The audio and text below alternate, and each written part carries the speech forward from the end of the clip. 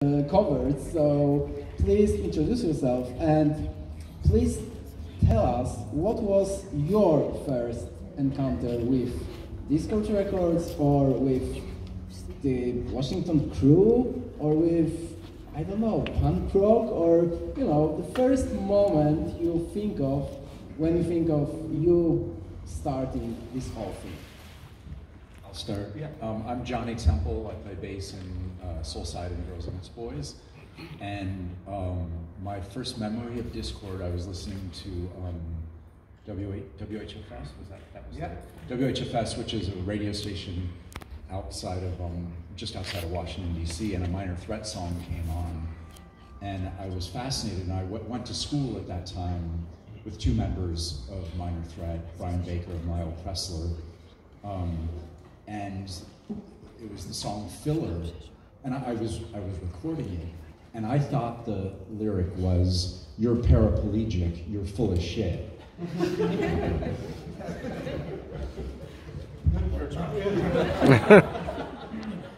Hi, my name is Scott McLeod.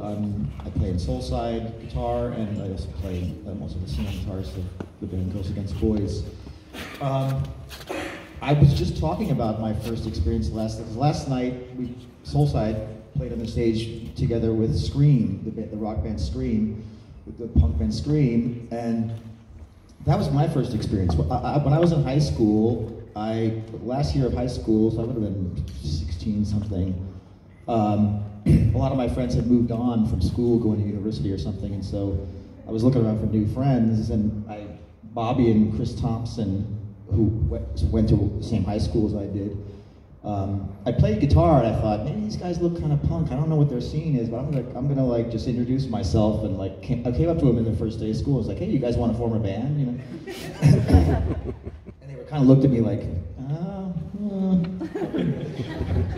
because I was like a classic rock kind of burnout kid, you know, long hair. I was like listening to Led Zeppelin rock music, and that's how I learned to play guitar, from rock music. But so we decided to form the band, but then the first thing was, well, Bobby said, well, I'm going to take you to this club, 930 Club, so I can show you a little bit something about punk rock. And the first show I ever saw was Scream at this 930 Club, which is a legendary kind of club in DC, and I was just blown away because I didn't know, you know, my 16, 15-year-old self. I went to like stadium concerts. I saw Ozzy Osbourne and stuff like that. Like I was just blown away. I was like, these are all original songs. Like they wrote these songs, you know, and they're playing these songs now in this packed club, and it just really blew my mind and transformed my life. That first experience, and then just I dove in and never looked back.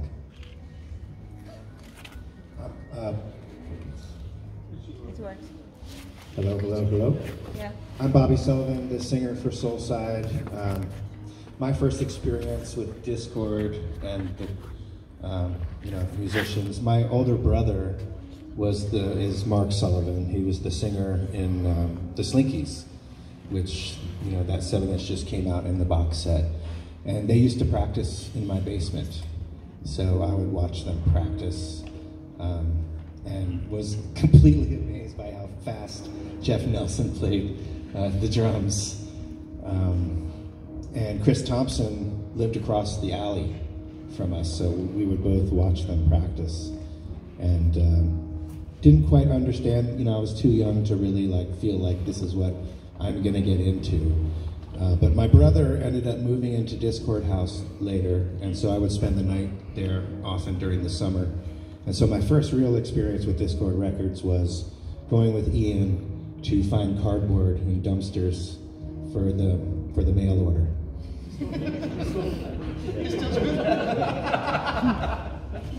That's great.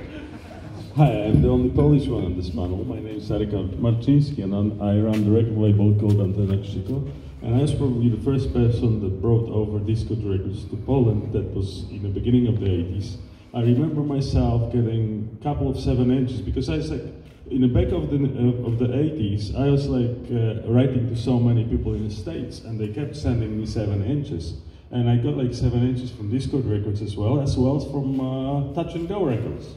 And then I sort of discovered that this punk from DC and the punk from Chicago at the time was slightly different than what we had here. And that basically opened my eyes, because we were then, back then in Poland, we were based on Crash Records and all those anarcho-punk stuff, etc., etc. And those guys from DC, they were singing about stuff that was sort of closer to my heart than big politics. And that's how I got involved in it. My name is Brian Lowitt. I work at Dischord since 2001. I first learned about DC Punk. My friend in junior high made me a mixtape. And similar story, like I listened to metal and classic rock, and then I was just like, whoa, this is insane. And then just got really into it. And the first show I went to was High Back Chairs, which will make you guys, because they're like the drummer from Minor Threat. And it was one of those $3 for 3 bands bills at the old 930 Club. And then I think maybe HR played that show too, solo, but that was my first punk show. So what we got to know pretty early about Dischord Records, and that was very inspiring for a lot of us in this like small but growing punk/hardcore community in Poland, was that Dischord Records is said to be something like a family or a group of close friends, and like every band, I mean people from every band know each other, and band shared members and so on and so on, which was pretty new for us. We live in a world where record label was kind of an institution with an office. You go there, you sign some papers and so on and so on. There is nothing like brotherhood between you and your promoter or people who release your records. So that was something new for us. Can you say something more about how it really looked like from the inside?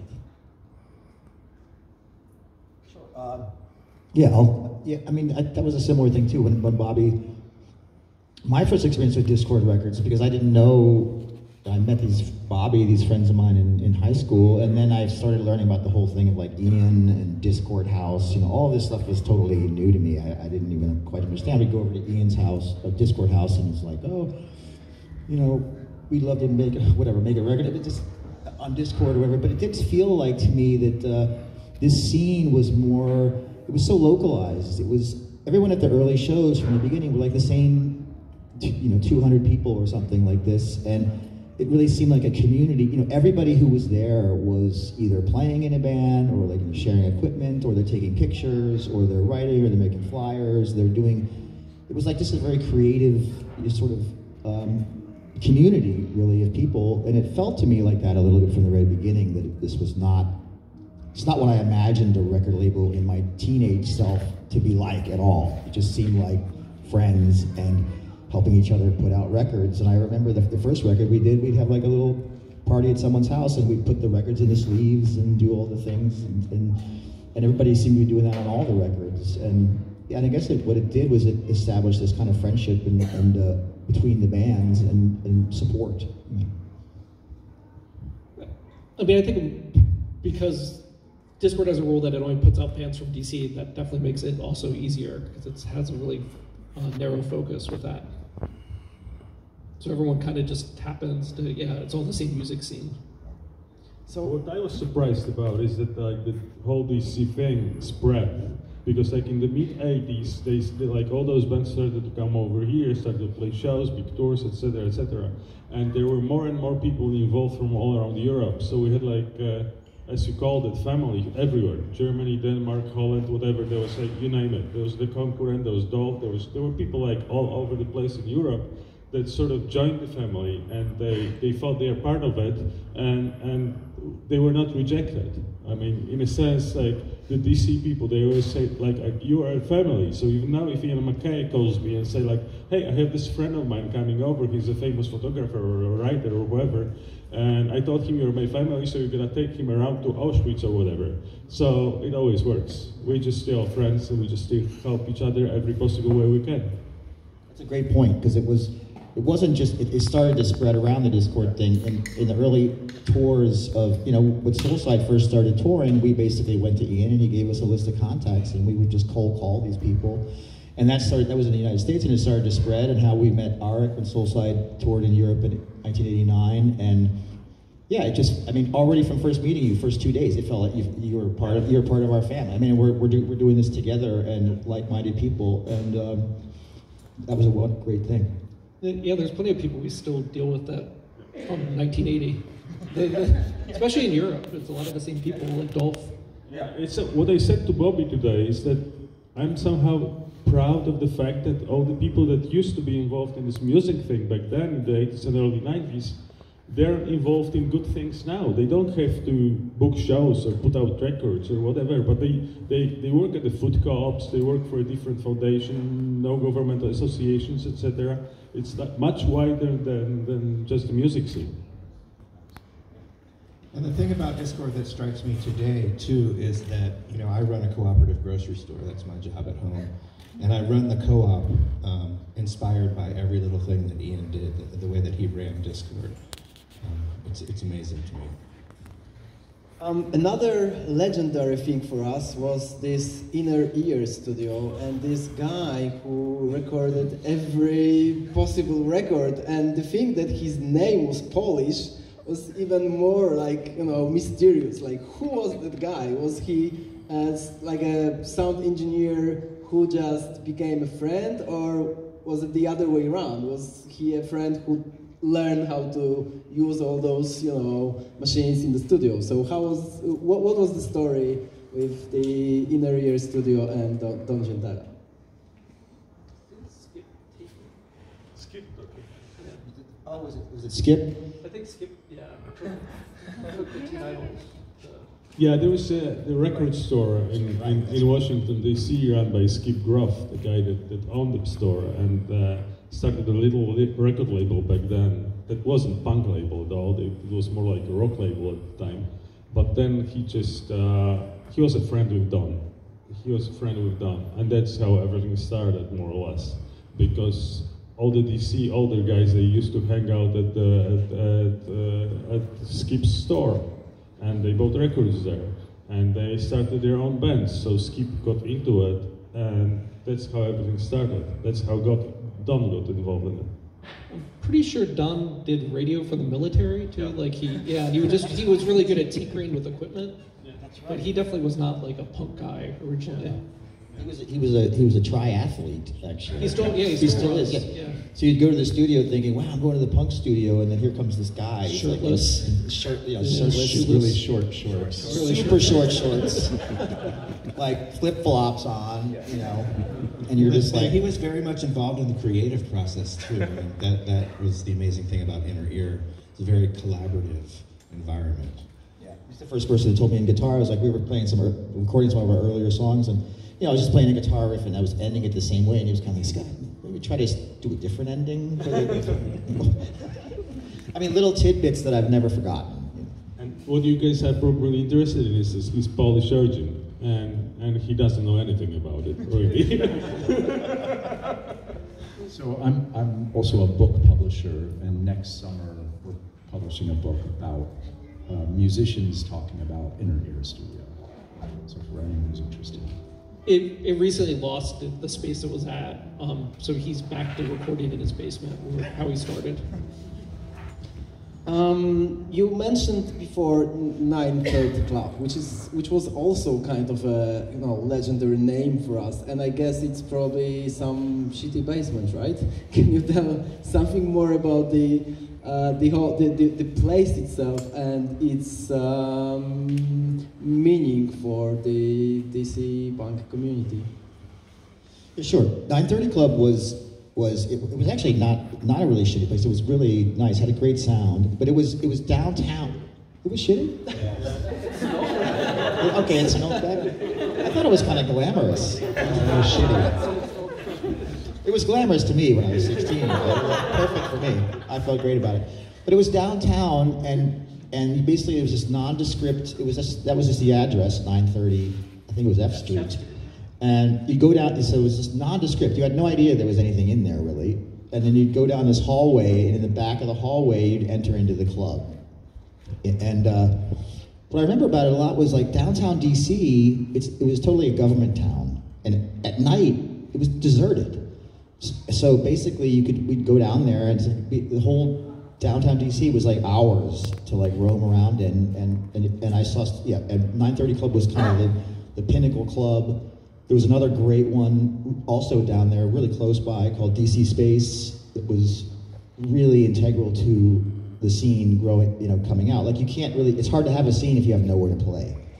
And these venues were there and also have played a big role in providing the spaces for bands to play and to grow and to experiment.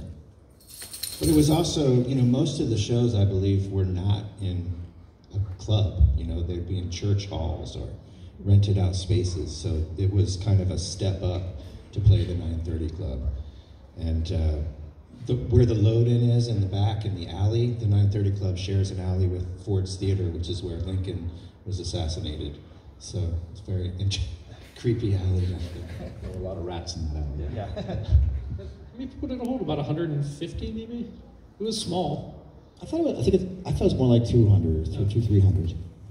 Bobby and I were at a show one time at the 930 Club, a reggae show, Yellow Man, and there was a shooting in the club while we were in the club, and Bobby's older brother Mark dove on top of me and Bobby to protect us, and the guy who got shot died in Kai's arms. That's right. So,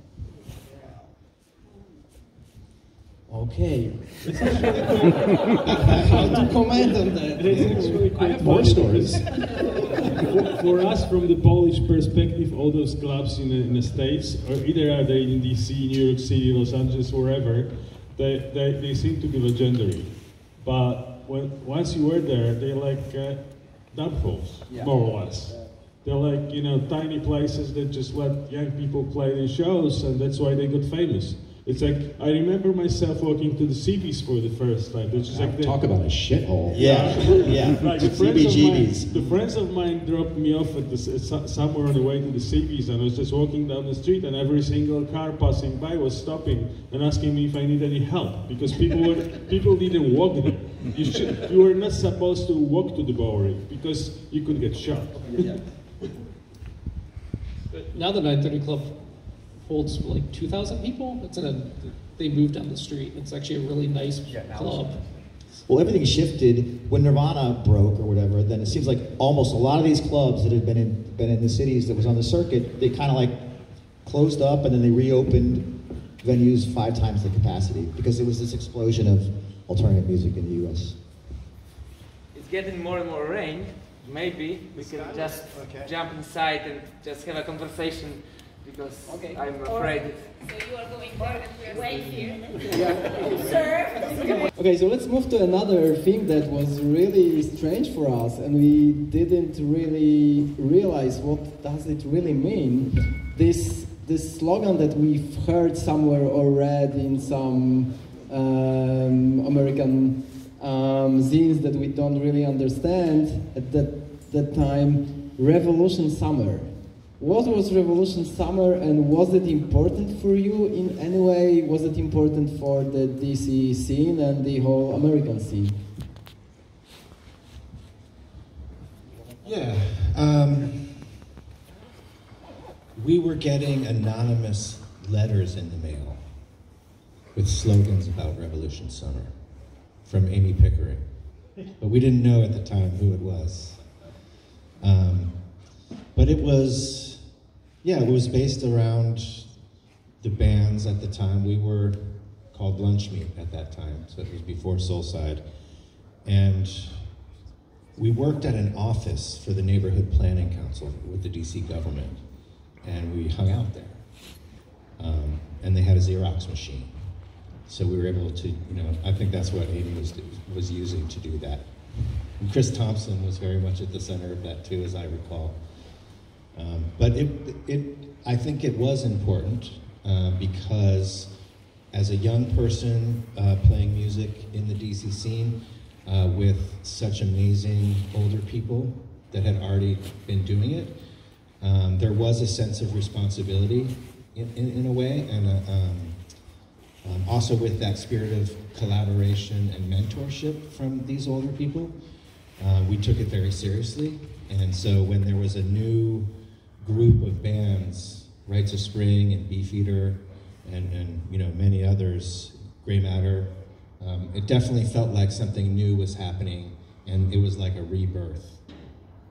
And also, isn't that sort of, if you listen to the history of DC punk, is it around that time when the bands sort of stopped being hardcore bands, maybe? Yeah.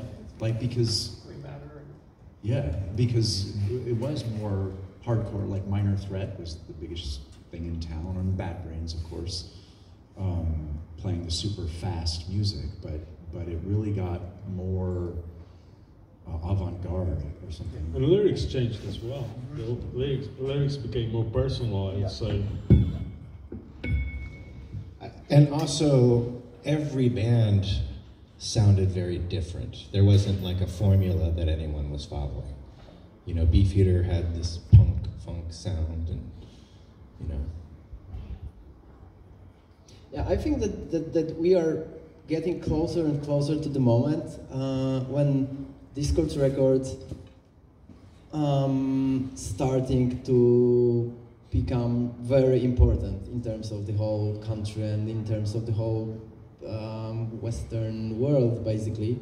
And the next question that appeared in this period was the question of selling out, or like, you know, changing the policy, the way the label worked. And what was very crucial from what I understand is that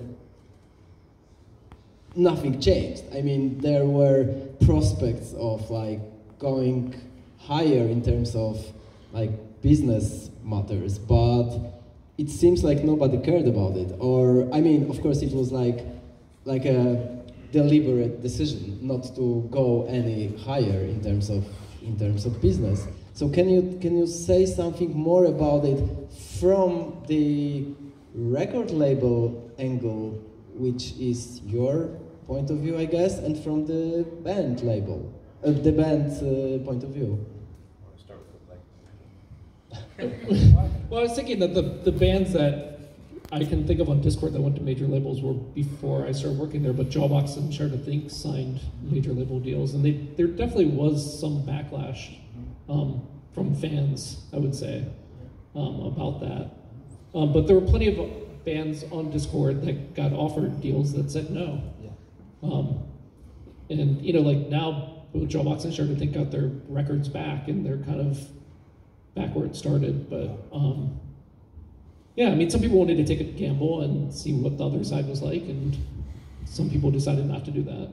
But that also reminds me of the conversation we had yesterday. That like we run those comparably to the big music or the small independent record labels, and the ones that were formed later, like in the 90s, now they operate exactly the same way as majors operate. They have like sections and people employed, etc., etc., etc.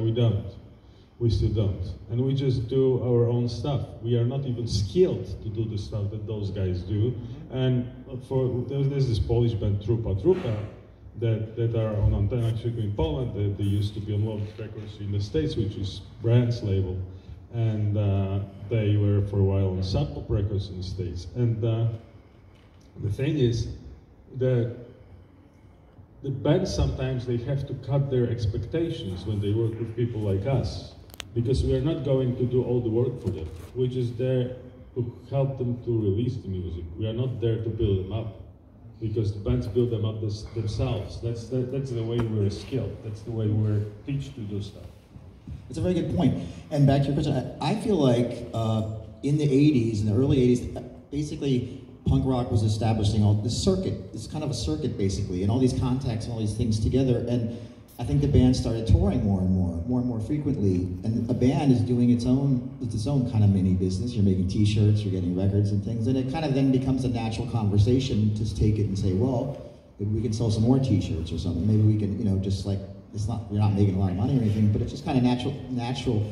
But also just the sounds. I think those sounds and those clubs that were linked together all through the 80s. There's great music happening, not only in punk, but like other, and it all kind of swells together up into Nirvana to me, when it just like blew up. But, and so it's kind of related to how these things, and so you end up, and to your point, some of the bigger indie labels now are kind of, you know, they're kind of not that different from a major label in a way. I mean, these are just decisions that every band had to think about and take, and you know.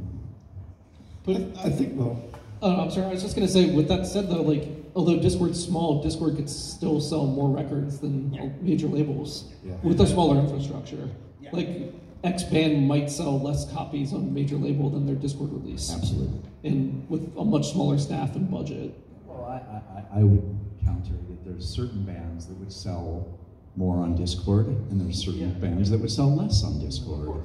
And I actually think that this term "selling out" is anti-artist, and it's this almost like a resentment of an artist wanting to get paid money for their art, and I think it's really reductionist and silly and juvenile, and of course, you know, all of our, and Girls Against Boys, we were a band. We had come through from Soulside, and then 3 of us were in Girls Against Boys, and we signed a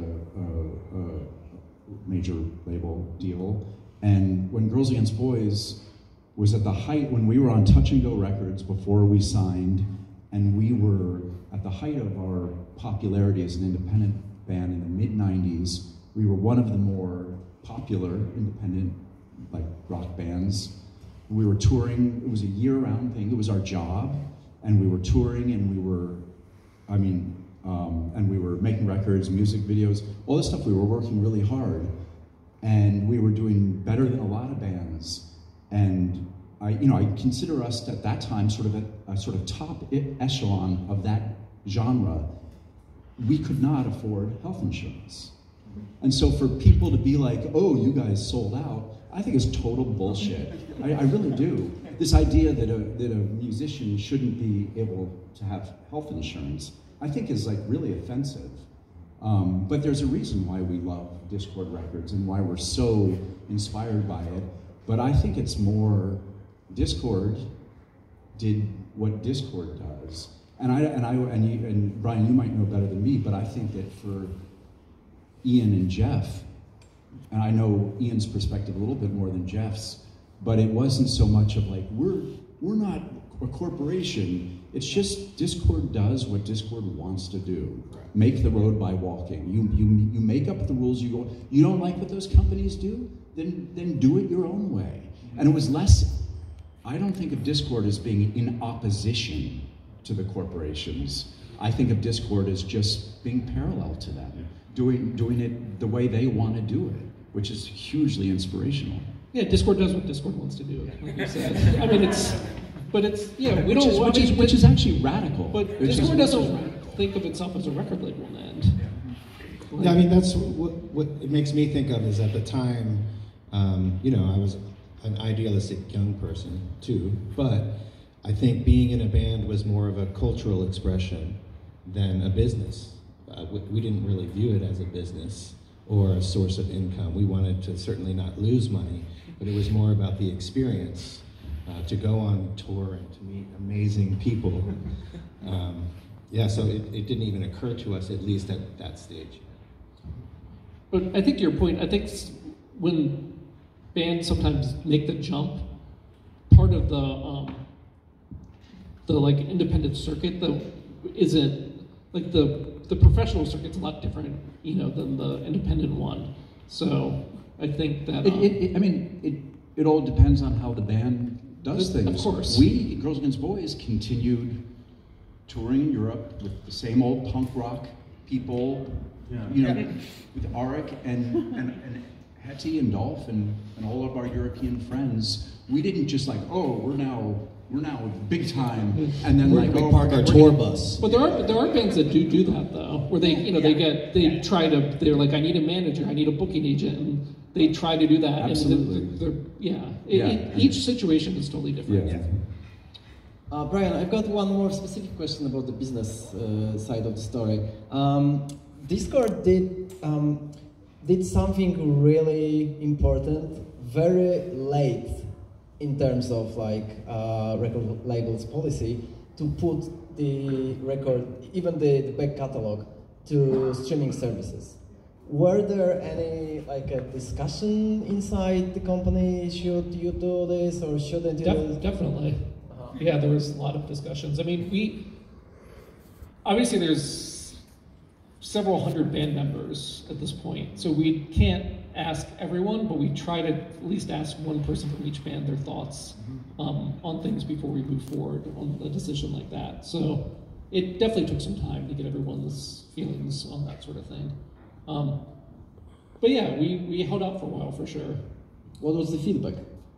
I mean, I think everyone in the end was just like, this is how people are discovering music now. And, you know, in the end, we want people to be able to discover music. So, I mean, some of those situations aren't ideal, but, you know, I think having people discover music that was written in 1980 in any way they can is a positive thing, so.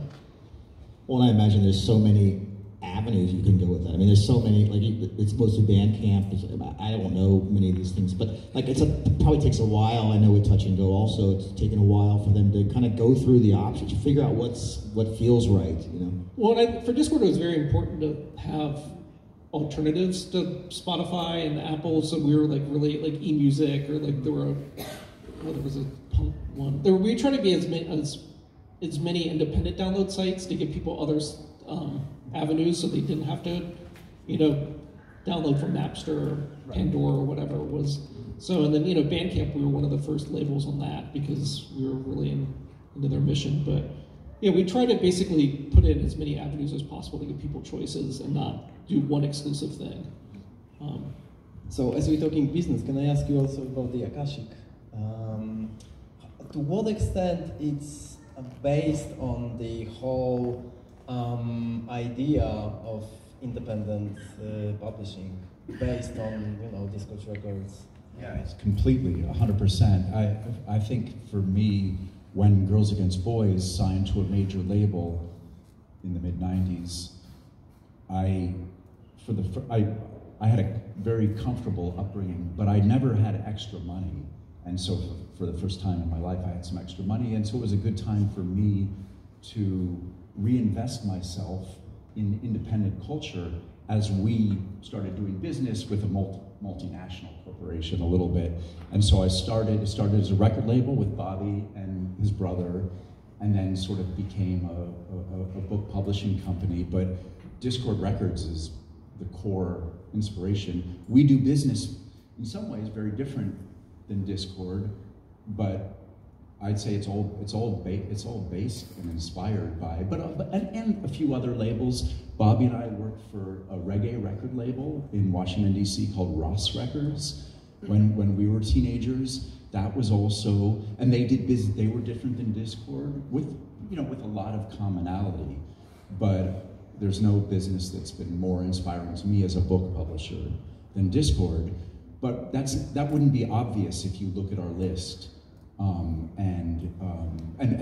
One crucial difference is this thing that Dischord only is a local institution, and Akashic Books, we publish writers from all over the world, which makes it less of a family. Although I do think that a lot of the authors who I publish think of themselves as being part of the Akashic Books family, but it's just much more broad and eclectic, but Dischord is a constant inspiration. I was just thinking, one other local label that was Simple Machines, and they basically had a guide. If you wanted to start your own label, they had like a guidebook, like here's numbers to distributors, here's numbers to the pressing plants, and they really like gave a lot of other people information that you could just get the pamphlet from them, which was really cool at the time. But Simple Machines was also part of the family, more or less. Yeah. But they showed other people up. Yeah. I would like to go back to the whole DC crew situation. At the very beginning, it was, as probably every punk society very much of a boys' club, but it became important. I mean, the role of the girls was very quickly visible with bands like Fire Party and then Warmers and then some other bands. So could you tell us something more about this process of girls being more active and being a part of the whole scene in DC? I mean, I felt that they were always very, very active. So that, you know, Cynthia Connolly and Amy Pickering were core people at Dischord from the very, very beginning. So, yeah. That's a good question. I sort of feel like coming from the hard rock or classic, that kind of world. It's like there already was this in rock music, kind of the whatever the archetype is like. The guys are in the band and or whatever. And I think that punk rock started to break those things down. It looked at itself, I think, in the scene and said, you know what? Like this is sort of emulating the same archetype in a way. Let's bust this up a little bit. And so a lot of people started getting more active, and everybody started realizing that that archetype of like, even if it's the Stones, the Beatles, whatever, it's always the guys, you know. And I think it's another thing of breaking those things down, like reducing things and opening up the mind of many everything, all kinds of options. So the funny thing for me was because like Amy Pickering, she became a friend a long time ago when she played in the Fire Party, and they took over here first with Scream and then on their own. My wife back then, she went to DC for some time and stayed there for like a couple of months, and Amy was basically taking her around, just showing her stuff. And what we both realized at the time is it's not like a feminine point of view. It's just the feminine way of doing things that the world is doing. And they didn't divide the world between like women and men, but they were doing just their job. And that was it was the Bikini Kill lady or whoever that was that came over. They just became friends like this. They were friends like this because they had the same ideas. And they didn't divide the world between guys and girls. That was just one world, and they had a feeling that they work with each other and they help each other. So they even like Kathleen, she said, like, I remember I was at the show in Washington DC when Bikini Kill played with Fugazi. That was like what the square is, I don't remember. Oh, it was right in front of the Capitol. Yeah, it's right on the front of the Capitol, and I was told then that she learned a lot from Ian, and vice versa, because Ian said that like she told him to do things the way he didn't even think about doing them. So. Okay, as I told you before, there's gonna be a time for you to ask some questions. So if you've got anything you want to add to the discussion, any comment, any question, it's a good time to do it now. Do you get any recognition these days in DC itself? I mean, by the let's say local authorities, or was that always the case? Or shall I rephrase?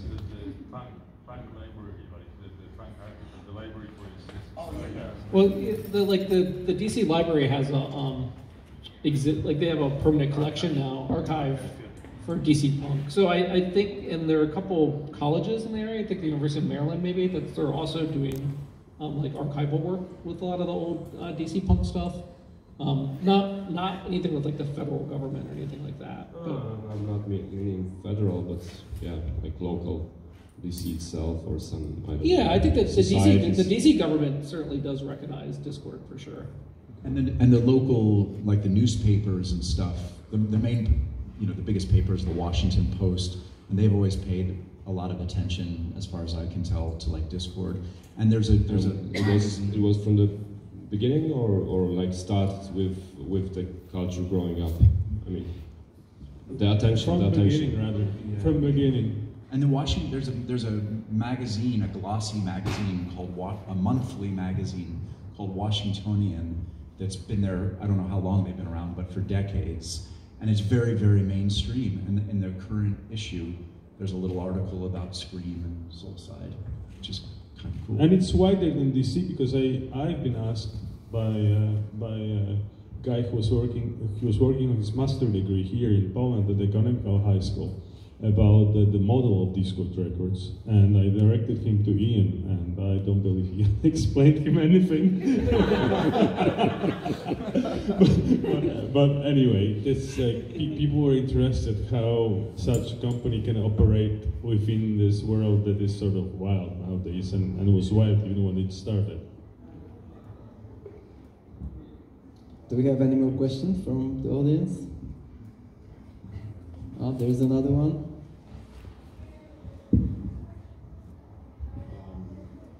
Hello, everybody. There was one important thing that you mentioned about streaming platforms, and I wanted to ask about that because you mentioned that one sentence, a very strong statement, the publicity, which is important for the bands, for the music. The more you get as a musician, the better for you. The end of the story. I wanted to ask about the negative points, about the negative aspects. There's been, I mean, an issue with Spotify lately going on, with some big names resigning. I've noticed that Albini moved his music away from Spotify without saying a word. I didn't notice any statement online from him, but basically one day I wanted to listen like Big Black, it's gone from Spotify, and I wanted to ask your opinion about the negative aspects of being there. Do you see them? Yeah, I mean it's interesting because I think we were talking earlier about indie labels, major labels. I think with these these companies like Spotify and all these things, everything is just out there for free now. I think even the major label concept we had, in retrospect, in some ways, can look like an artistic grant or something compared to it's like money to make your music. And now your music's totally gone. I mean, you make it and it's basically, I mean, it's hardly worth anything. I mean, and I think that every group and every music group is faced with a similar thing. It's like, okay, we want our music to be heard. That's the main thing about it. And so you try to find the best avenue to do it, but there's really just so many negatives in all these things. I'm not sure, I think we're all sort of lost, or I'm lost. Well, it's like Amazon selling the vinyl. Like we don't directly sell to Amazon, but someone we sell to sells it to Amazon. Mm-hmm. There's plenty of drawbacks to Amazon. Yeah, right. But I mean, if one of the artists asked to have their stuff taken off Spotify, we would certainly do that. But no one has asked.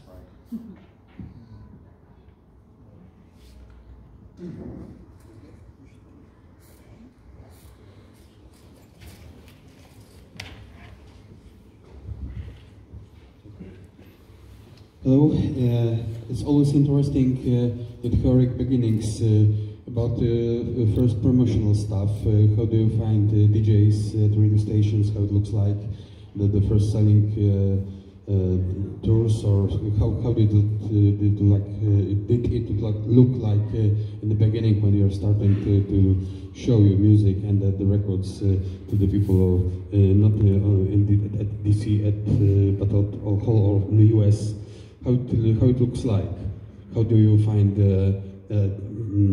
DJs, journalists, which will be interesting in your music? Because at the moment we know that, for example, the brand starting a little bit more,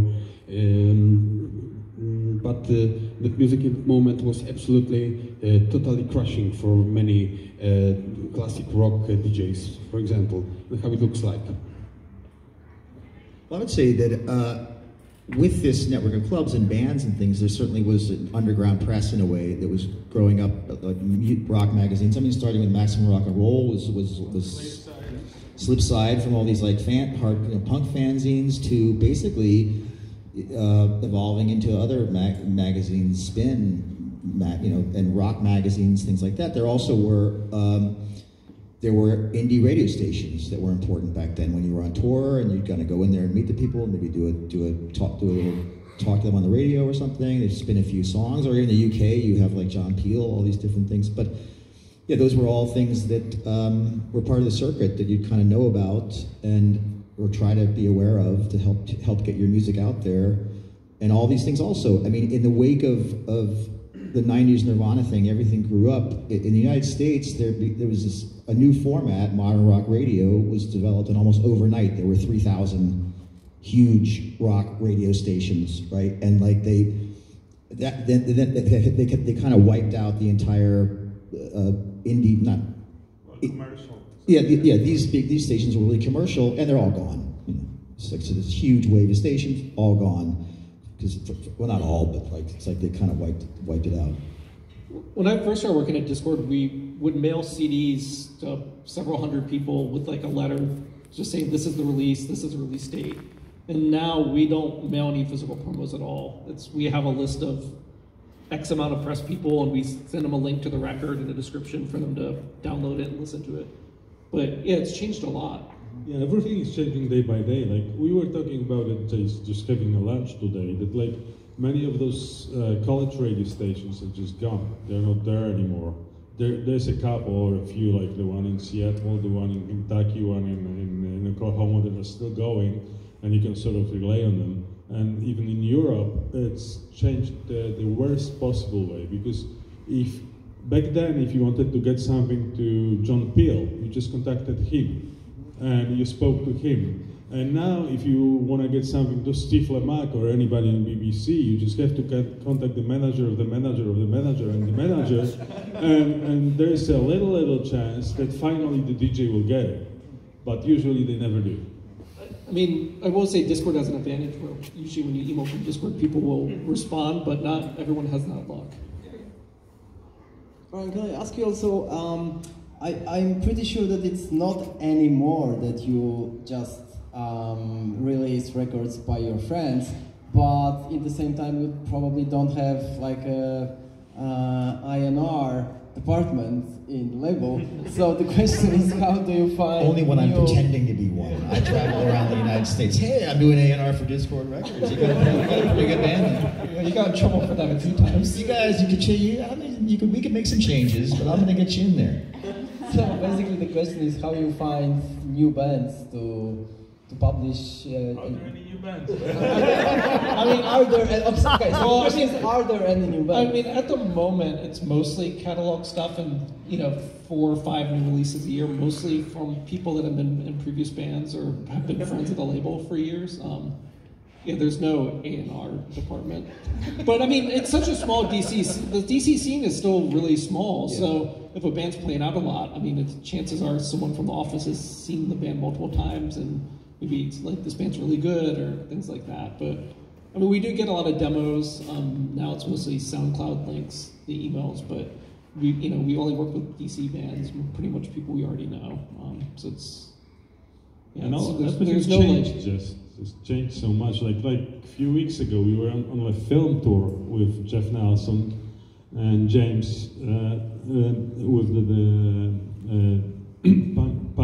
punk documentary from DC, and we were sitting at the Ukrainian border because we had a screening at the Ukrainian border. We were sitting there, and then James picks up the phone and goes like, "Yes, HR of what?"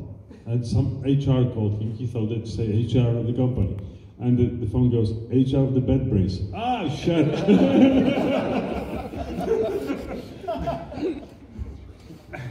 But yeah, I mean, Dischord's lucky we don't have to put out X amount of new releases. I mean, the back catalog keeps us going. I mean, it's 200 releases, so just keeping those in print is pretty time consuming. Any more questions from the audience? All right. Okay. So I have a question about right that. Are there going to be any Soulside re-releases soon on Dischord? Because my CD got scratched. It's my only Soulside CD, and I can't seem to be able to get a new copy. There's a new record coming out soon. This should do. We just recorded a brand new Soulside record. Yeah, so why listen to the old stuff? The old stuff. We were just talking about this, and we're in discussion with the label. Like an hour. Like an hour ago, we were discussing it. Those things happen over the salad. Thank you.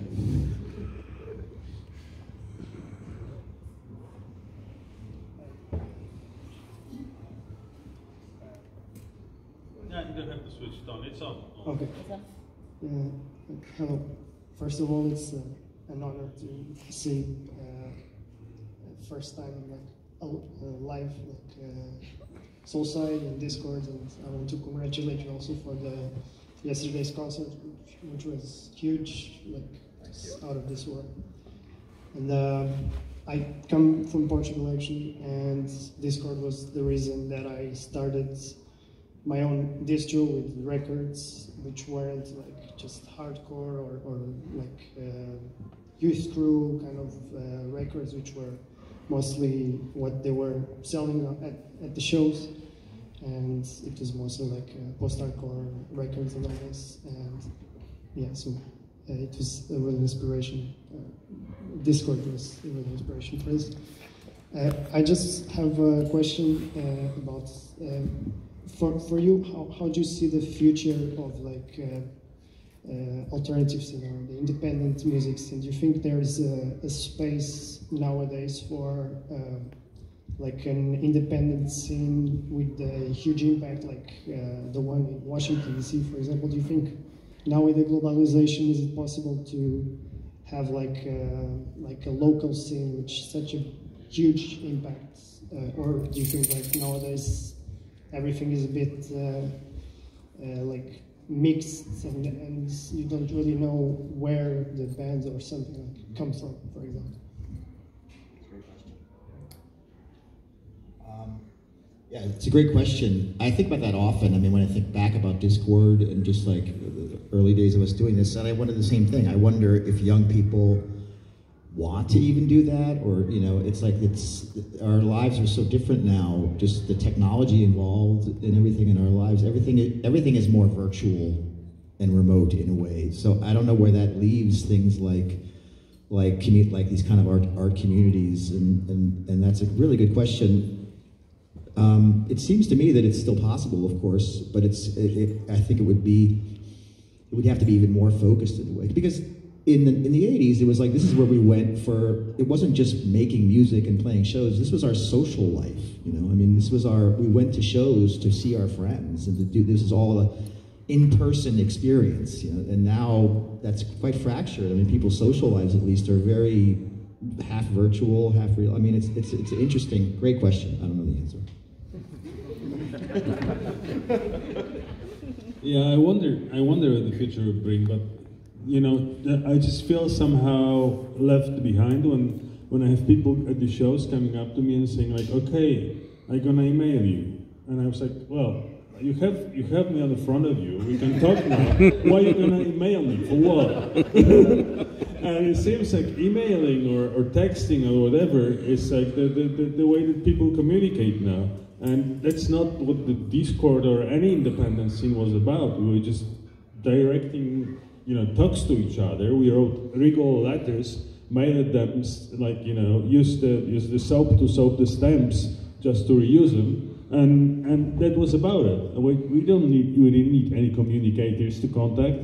So now, whenever you come over to the major booth or you come over to talk to the band, talk to them, because it's the only chance. Nobody's going to email you. Well, it's funny you say that, because a lot of times, if I'm telling Ian something, he's like, well, is this over email or text, or did you actually call them? I'm like, well, email is like, just pick up the phone and call them, because a lot of times emails are taken out of context, or it's just not the personal thing. So he's like, he's still really into talking on the phone, and it's true. Like, there have been a lot of problems that have been solved by phone calls versus emailing and having that personal relationship. Yeah, just in my book publishing life, just the other day, there was a disagreement between two people, and it was on email, and it was getting worse. It was two people that were editing a book. They weren't editors that work in my office, but they're editors working on a book that I'm going to publish, and their emails were getting more hostile. And then one of them, you know, emailed just to me saying, "Help! What do I do?" And I said, "Pick up the phone," because you have to really know when to put the email aside because it's totally different. So, yeah. I would answer the question that yes, definitely it can happen, because people are constantly innovating, and because it's a cultural expression, if anything, I think independent music has won, because it used to be that, you know, you'd have to, where's a recording studio that I would go to record my expression? Now everyone can do it at home, and, you know, really what made it work was people working together, and not always needing to be in the spotlight, but, you know, doing artwork, writing, and now it's easy for us to all work together. So I think definitely yes, and we will see many more. Yeah, I mean, it's much easier now to get your music out there, for sure. I think the barrier is people not being willing to work together. In other words, you know, someone who just wants to be out front and be a star, that's just not what it's about, you know? And when we would play, we would, you know, people would offer us their equipment to use. There was no competition. It was more support. I've got one question. I've got a question about. We use the word legendary many times during this discussion. There's going to be another legendary moment, but in a slightly different meaning. Soulside and Girls Against Boys were defunct for many years, and there was no informations and maybe no hope about you getting back on the stage. And then there was this legendary party in Prague. And of course, I would like to hear something about the party itself, but the serious question is, what was the idea behind coming back, and coming back big time? Well, actually, it was my wife's idea.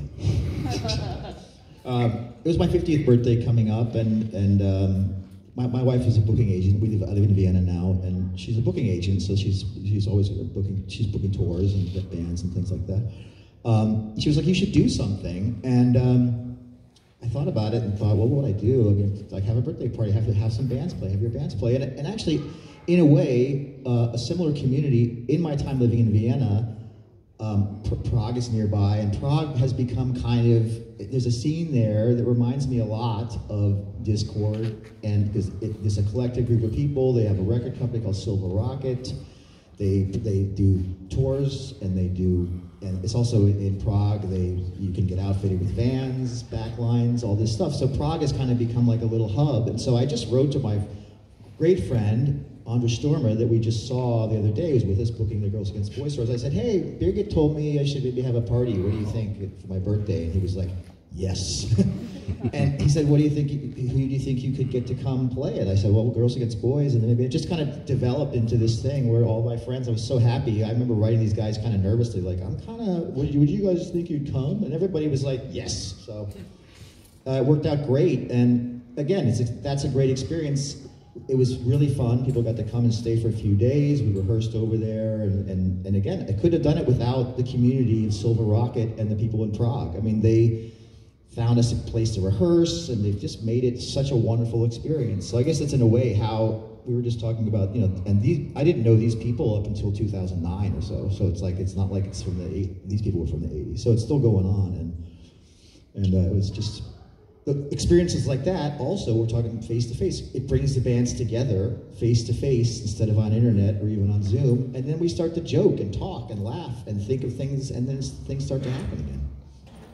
And it was quite an amazing experience from my point of view, because like my wife said, she has never seen that many crying men over 50 as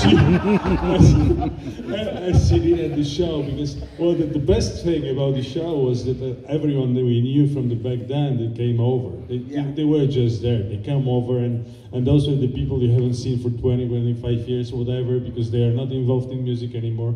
But then they thought that there's a chance to meet together again. So I believe if anything like that will happen again, that will be Ian's 17th birthday. Exactly.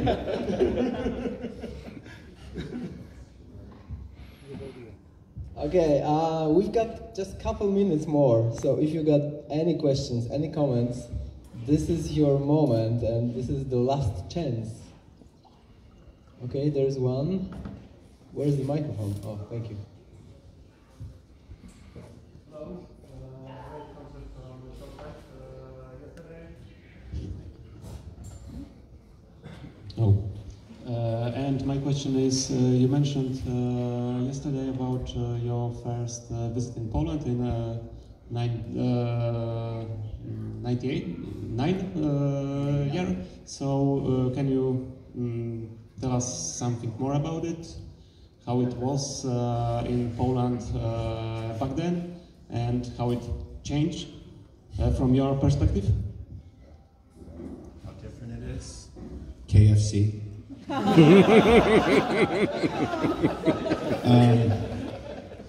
My business is I sell food, and so one of the biggest differences that I would pay attention to is the market, where the markets. You know, so when we were here in '89, it was just the local agriculture or things from Russia, right? And I remember coming back. The first time I came back was with a band called Rain Like the Sound of Trains. And it just blew my mind to see bananas in the markets. I think also the difference is that when we first played, you could correct me if I was wrong, but we were on some level a curiosity or an oddity. Yeah. You know, we were placed in front of audiences that really didn't know what to expect. Like back then, like because I was bringing him over in the 80s, and I was bringing over all those bands in the 80s, and there was of course a group of people that knew what they're going for, like we basically friends. It was like a close group of friends from all around Poland that gathered around those shows, and they knew what they were coming for. But the other people at the audience were just people that came to see Americans, and you know, whatever that means. It just came to see Americans. And either it was like Soulside, it was verbal assault, victim's family, no means now, whoever it was, the people came just to see Americans. And but I do believe that was our sort of revolution summer, because we brought all those bands in a row. That was maybe half a year or 8 months that all those bands played here.